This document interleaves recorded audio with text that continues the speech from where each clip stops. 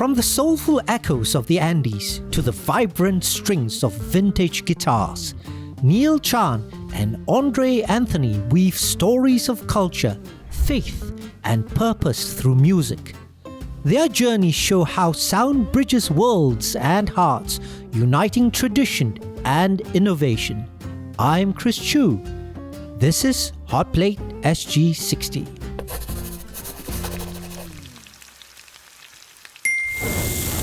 Neil, Andre. Hi. Hello. Really good to see you guys. Welcome to HOTPLATE SG60. Thank you for having us. Thank you. Neil, what's that you got there?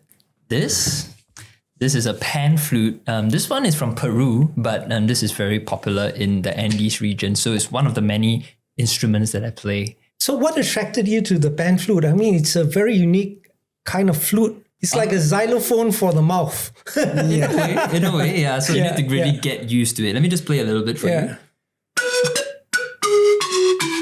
Okay. How is it tuned? I mean, or what key is it in? Well, or half notes, full notes? This one is chromatic. So you have all the 12 notes, but traditionally it's diatonic, meaning you just have the 7 notes in a major scale, for example. So how did you learn how to play this? YouTube? No lah. You went to the Andes to learn how to play this? You can't find YouTube lessons on this because honestly, there isn't a teacher for instruments like these. These are very folk instruments. So you just get an instrument, you just try it out and then you play. I have a good friend from Chile. He taught me like the basics. The basics, right? Yeah. What kind of embouchure are you using? It's very much like a flute. I don't play the flute, so I'm not sure. So embouchure, I think that comes from a very classical tradition of playing like Western flute instruments, wind instruments. But something like this, you just pick it up and then you watch other people play and then you play. So I'm not sure how to describe. Can I watch how you blow? Oh. And you can get really loud percussive sounds like... Wow, that's really loud. The overtones are really strong in this. Amazing. You want to try? I don't know whether I can make a sound, man. Getting it already. Not bad. It's usually tougher on the higher notes, right? In the higher notes, it's harder to stay in pitch. But the lower notes, you need a lot of breath support. It's quite amazing. It's just a simple reed. Yeah, it's a closed end. Yeah, it's like a flute embouchure. Yeah, it's because I play this. You know. Oh wow.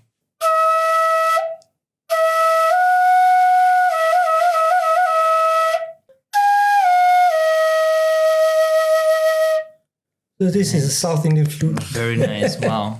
What's interesting about instruments and music is that, it brings people together. Yeah. Musicians, even if you don't speak each other's language, the music, you use sign language and, you start talking. And my flute guru, when he first came to Singapore, he hardly spoke any English. So he was trying to teach me some pretty complex things, and he just communicated with me somehow through the music, through his spirit, and there was this communication, right? And sometimes that's the best way to learn. You don't need to understand the theories and the sciences. You just need to listen and follow and communicate with the notes itself. Andre, what's your relationship with music and how did it start? Okay, so I just started with an interest as a teenager, listening to popular music. And I just was interested, picked up the guitar, started jamming to my own songs. And I think I had an innate musical tendency, partially because family members of mine are also into music.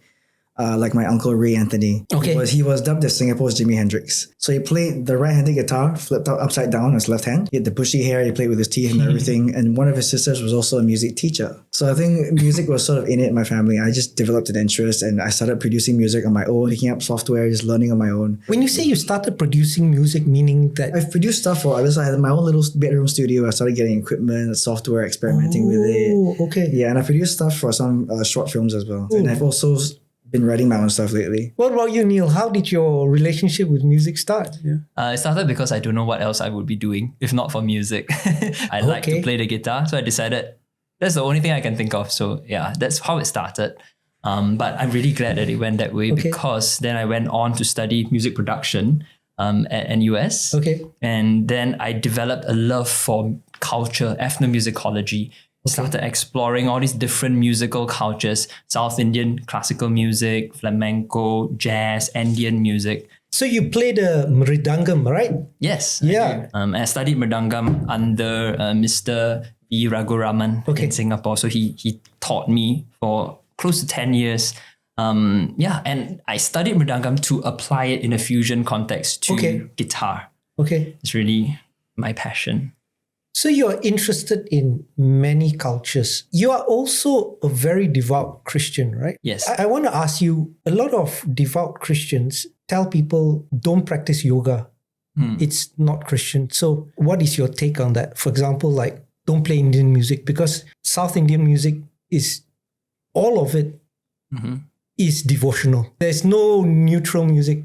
So I'm just curious how you would approach this, or is music just music? Yeah, so that's a great question. And honestly, it's a question that I am still trying to answer myself.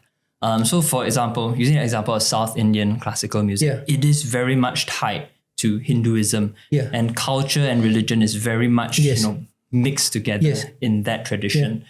So as a Christian, firstly, I believe that our God is a God of all cultures, the Christian God. What I feel is a need is for Christians to be able to worship in no matter what your cultural background is. I believe that if someone grew up in that tradition, if they decide to become a Christian, right, they should be able to do that while retaining elements of their culture. What do you think about Singapore as a multi-religious place? I mean, do you think this multi-religious tag and label is working? It's true that Singapore is a harmonious, multi-religious, multi-ethnic society? I wouldn't say that everyone gets along. There is surely some division. Yes. Definitely. So some people might not say that or admit to it, but it's there. However, there is also some harmony. Yes. For sure. Like, I mean, I've got a lot of Malay friends, Chinese friends. I've got Malay friends who also have a lot of friends from other religions. But there are those who still stick to their own religious groups, cultural groups. So, and they might not feel comfortable with mixing with other people who might have different opinions from them. Neil, what do you think? I mean, like Andre said, there's on some levels we do get along very well. In some levels, there are tensions, and I think it's healthy to have tensions because we recognize that there are differences. But as Christians, we are called not to judge other people. We are called to love others, no matter what their background is. And I think that's what we strive to do.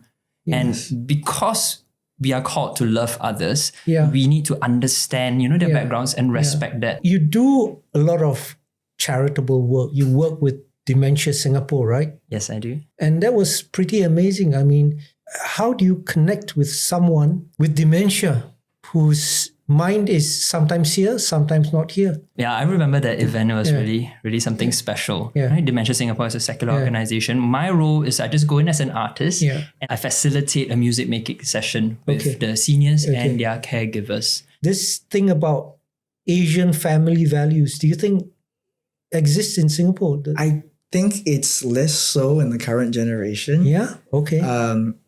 Because I've witnessed it personally, but in today's society where this pursuit for wealth and money is so dominant, I think people are blinded by their own desire for wealth, that they don't appreciate the elder. To them, it's more of a chore. It's, I've taken my grandma to do this, I have to do that, I take care of this person and I've got to go through this extra trouble. I mean, I get what they mean when they have their own families to take care of their kids and take care of, right? But they don't seem to want to walk the mile to take care of an aging parent. Neil, what do you think? Is filial piety on the rise or on the decline? If I had to choose one, I think it's on the decline. I think people are becoming a lot more individualistic. There is a lot of sentiment that, you need to live your best life. You are in control of your life. You make your life to be what you choose. And there's a lot of choice, right? Identity, who you are as a person is very, very important. And, and those things in itself are not bad, but it changes your mindset. You start to look inwardly a lot more. Yes, you become more egocentric. Right? Egocentric, and you're just thinking about how does it benefit yourself. I mean, I say this being someone who does that a lot myself, right? I'm always thinking, if I do this act or if I, donate to something, how does it benefit me? People scrolling on social media, they are consuming content that benefits them. That has its toll on the family values and caring for one's, relatives. But can religion help balance it out? So it boils down to belief systems and principles. Yeah. And what religion or our Christian faith teaches us is exactly that. But the problem is today people tend to implode inward rather than expand outward. Self-preservation. Yeah. But I think it's been a problem that's been on the rise. Why do you think this need for self-preservation is there? Why this need to just look inward only? Exactly what you're saying here is it's just the big picture, not the individual. So the individual see things differently. Sure, the country I live in is great, great infrastructure, but I want to live in a condo. I want to have the car. I want to live a life of luxury. As a lot of Singaporeans take what they have for granted, right? Because we do have it good. We live in a small country. Traveling from west to east takes about an hour. Yeah. Go somewhere else and it takes 2-3 hour drives to get somewhere, and they go like, that's so far. What is the bigger picture, Andre, for you? As individuals, we tend to look at things from our own lens. Yes. Right. That's what I mean by seeing things inward. Yeah. But it's all about what can I do that's purposeful, that can benefit others, not just myself. Yeah. That's something that's meaningful and fulfilling. Does the scripture teach you to do that? Yes. To live a life of purpose. Yeah. So the story of Jesus is that everyone knows that he died on the cross for us. Yeah. But if you look at his journey, that's actually the key in the story. It's how he lived. So the Bible teaches us to live like he did, to live as he did. Okay. So to be humble. So Jesus in the Bible, he actually stooped down and washed the feet of his disciples. That's the kind of humility he had, because his disciples didn't serve him. It's him who was serving his people. Yeah. To live a life of servitude is to give and to expand outwards, where everything you do is not just for the self, but to benefit others. And I believe that I think this is part of the reason why a lot of people fall into a midlife crisis. Right. Okay. They found something to do and they've got married, they got a kid, and then halfway through their life they find, what am I doing in my life? Yeah. Okay. Right. They get a bit lost. Yeah. And most of the time it's because everything they've been doing has been a repetition, a routine, and it's lost its meaning.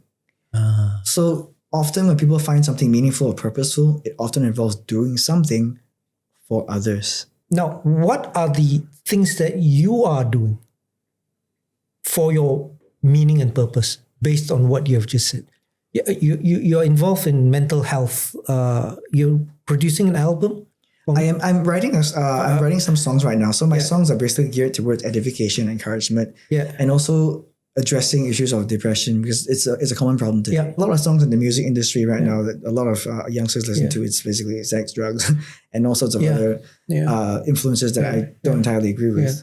But there's so few that are encouraging. And you're asking us about anything from the scriptures or like from our faith that informs the way that we live. I think one of the very popular verses is 1 John 4:19, where it's just very simple. We love because he first loved us.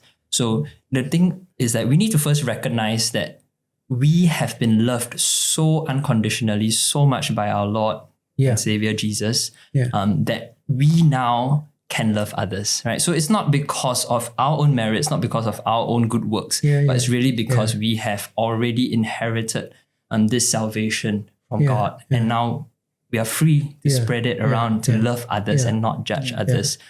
So I think that forms the impetus of why we desire to serve others. I've also been trying to reach out to the Timorese in Timor Leste. Wow. So made a few trips there, and recently I published an album of music from the book of John. And I try to retain the scripture wholesale.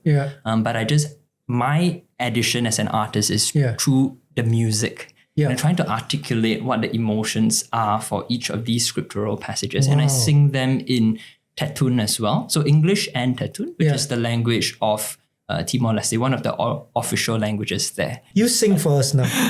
Go ahead, grab your guitar. Sure. Yeah. This piece is called King of Israel. It talks about Palm Sunday when Jesus enters into Jerusalem sitting on a donkey, on an ass. And it shows him as a lowly and humble king, but yet he's entering Jerusalem ultimately to sacrifice himself, to die on a cross to save us.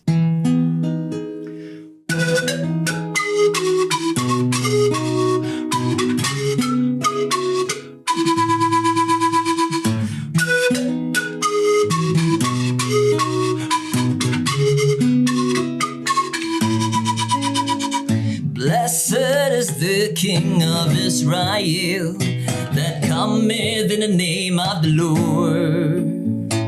Fear not, a daughter of Zion. Behold, thy king cometh.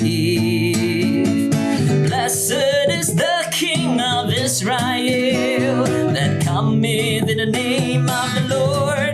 Oh, fear not, daughter of Zion. Behold, thy king cometh, sitting on an ass's coat.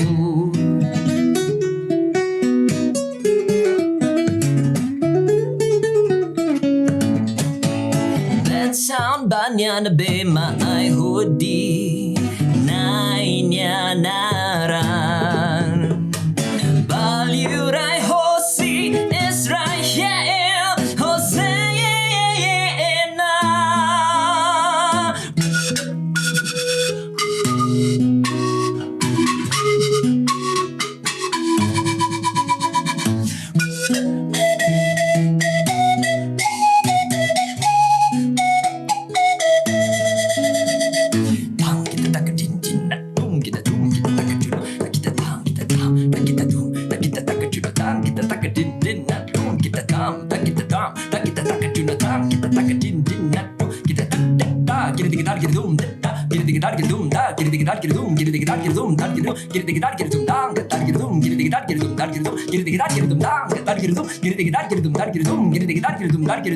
Blessed is the King of Israel that cometh in the name of the Lord. Oh, fear not, daughter of Zion. Behold, thy King cometh. I say it now. I say it now. I say it now. Hosanna. Hosanna. Wow, bravo. Thank you. Bravo. I first found you guys where you work, right? Yes. Heirlooms, right? Yeah. I've always loved music. Yeah. Vintage guitars, they're actually assets. They're investments. They either maintain value or they appreciate, sure. depending on the brand, like Gibson and Martin, right? So when I got exposed to this new world of guitars, it was just literally a whole new world for me. And that's made me fall even more in love with the instrument as I got exposed to these guitars, trying them, and I get to work in this beautiful place, playing guitars all the time. And the stories they tell are truly amazing. You know, I remember Dino, right? Yeah. He said that PM Lawrence Wong donated one of his guitars. Yes. It's sitting there. It's amazing that, you know, the PM is a avid guitarist. I mean, Yeah. So because we were talking to the PM pre-COVID about getting us a space to start up a museum, but then COVID hit and kind of ruined that plan. So now we're working on another way to start a museum with new ideas. We've got guitars owned by big names like Johnny Cash, Aerosmith, Guns N' Roses, and there's one Gibson guitar that has an amazing story. It was produced in 1942 during World War II, built by women because the men were at war. Yeah. So all the mothers, daughters, and sisters manned the Gibson factory for a period and built about 25,000 guitars. And we have one of them. Wow. Yeah. And I've played that guitar. Yes, It's really yes. something special. I haven't heard you play properly yet. Oh, yeah. Play something. Sure. Just as a caveat, this guitar was from Heirlooms. I got it from Heirlooms. This is from It's 1920 Martin. So over 100 yeah, it's years from old. us. gorgeous. My first vintage guitar and only one so far. Yeah. Gorgeous. Okay, now it's your turn. Oh, you left my borders, but not my mind. We said I will see you later. This is not goodbye. After months of conversation and text on our screens, we're trying to find an explanation, wondering where you've been. I know you're somewhere about across the ocean, somewhere down south in a foreign land. Come on, give me a sign, even if it's Morse code. I'm tuning into you, listening on the radio. Something like that. I forgot. Wow, record deals for both of you. What you were doing here, Andre? Can you see? This How was- old were you? You look really young. No, I was in my 30s. Wow. Yeah. You sure or not? Yeah, I was working at Yamaha Music Asia, and this was me in the corner playing one of their guitars. You look like you're 18. It's not work lah, right? You're just playing the guitars and then Yeah. I was just trying one of the guitars at work. and this. Oh, this is when I first started playing guitar. So that's one of my primary school mates. We were both like, I don't know, 14, 15. We were still in touch. And we were both playing our very first guitar. That was his first acoustic guitar. Okay. And that was my first electric guitar. What's his name? His name is Rishi. Oh, cool. Rishi. And this was you can see my bedroom. You see in the wardrobe there, there's a Will Smith poster because I was a fan of his back then. Oh man, this is my old family photo. So on the left, that's my cousin. Yeah. On the center is, I'm not sure if that's me. I don't think it's me, but the center lady holding onto that baby, she was my family's matia, my paternal family. So, wow. Because my dad, his family lost their mom at a pretty young age. Okay. And she was a helper from China. And she became the mother figure in the family. I don't think she ever went back to China. She was here all her life, took care of the kids, and passed away here. That's amazing. I mean, it shows you our multicultural past, right? I mean, But her devotion to the family was amazing. She wasn't part of the family. it's true because of the way they are brought up. Correct. Yeah. This, I think, is my parents' wedding, and that's one of my uncle on the right, his wife, my auntie in the center, and my granddad on the far left. Wow. And you come from very interesting ethnic background, right? Persian and... Yes. So my dad is Persian Indian. His dad was Indian. His mom was Persian. Okay. They met in Hong Kong and spoke Cantonese. So my granddad was a trader. He traveled around Asia to trade, and he met his Persian wife in Hong Kong. She was living there, and they both spoke Cantonese and English. Okay. So my dad's family, they all spoke Cantonese and English. And my mom is Chinese. So did you pick up any Cantonese? Yeah? Bits and pieces, not so good words, unfortunately. But you can speak a little. I can pick up some words, but I can't really speak it.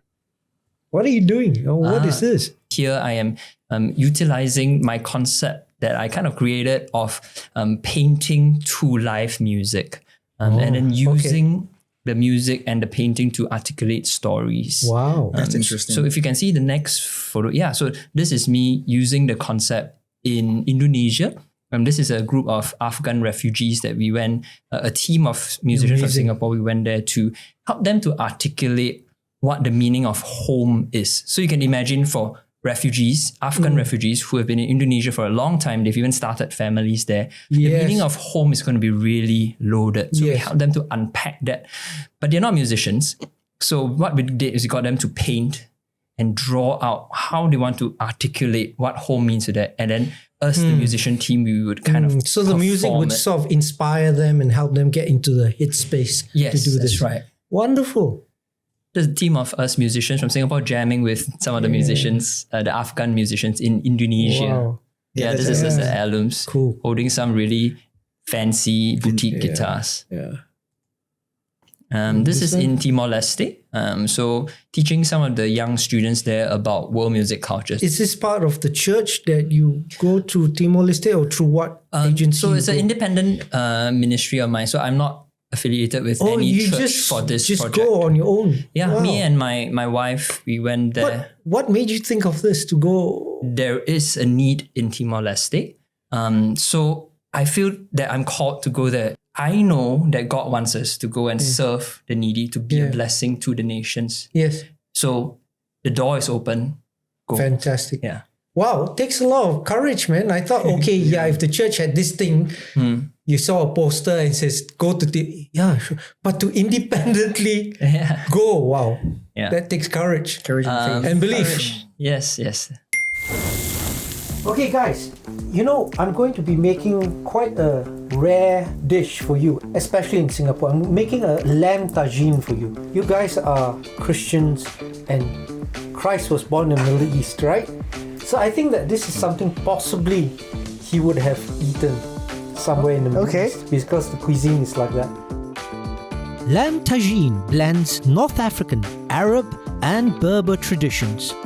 Often cooked during Ramadan, it celebrates community and faith.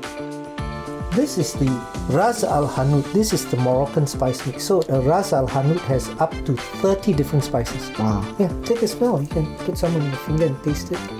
Very interesting. Yeah. This is ginger powder, black pepper, saffron, and then this is salt, of which we marinated this overnight. So we put in some ghee. We have some diced onions here. Where did you learn how to make something like this? Here and there, you pick up recipes from people, you know. I go through a lot of old collection of old cookbooks. Oh, smells amazing. Okay, so in goes. There goes the lamb. Wow. How long to marinate it for? It's overnight. At least 15 hours. Wow. So now you guys are going to help me assemble it. Oh, I'd love to. Let me put the meat in first. So what you guys want to do is help me just sprinkle in all the fruits. Apricots, your job. Okay. Dates, your job. Okay. You can do simultaneously. Chuck it in, yeah. I just want to eat it already. Yeah. And then this one maybe half.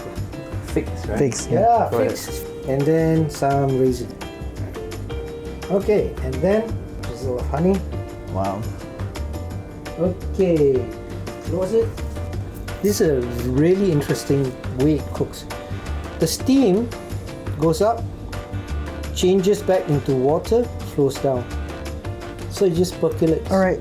And it's one of the best things to cook meat in because the meat turns out very moist and tender. So this will cook for about an hour and a half. This is what it looks like. The lamb has cooked down significantly. It's so good. Wow. Yeah. It looks very okay. different from... Yeah, it's all moist, right? Everything's melted. Huh? Oh, thank you very much. Thank you, chef. Okay, guys, please dig in. Okay, I'm a fan. Interesting, huh? Like, it's a very different flavor Yeah. profile from Correct. what you get in Singapore. Yeah. It's like sweet and savory at the same time. Really, really nice. Yeah. You can taste like the fruits in the lamb itself. Exactly. It's really infused. Yep. It's good. I love it. I love this. Can I tap out? Man. Please. In a world woven with many cultures and faiths, harmony is a careful dance. Through music and service, often quiet voices find strength and space to be seen. Like this lamb tagine, where rich traditions hold their own and tell their stories. I'm Chris Choo, and this is HOTPLATE SG60.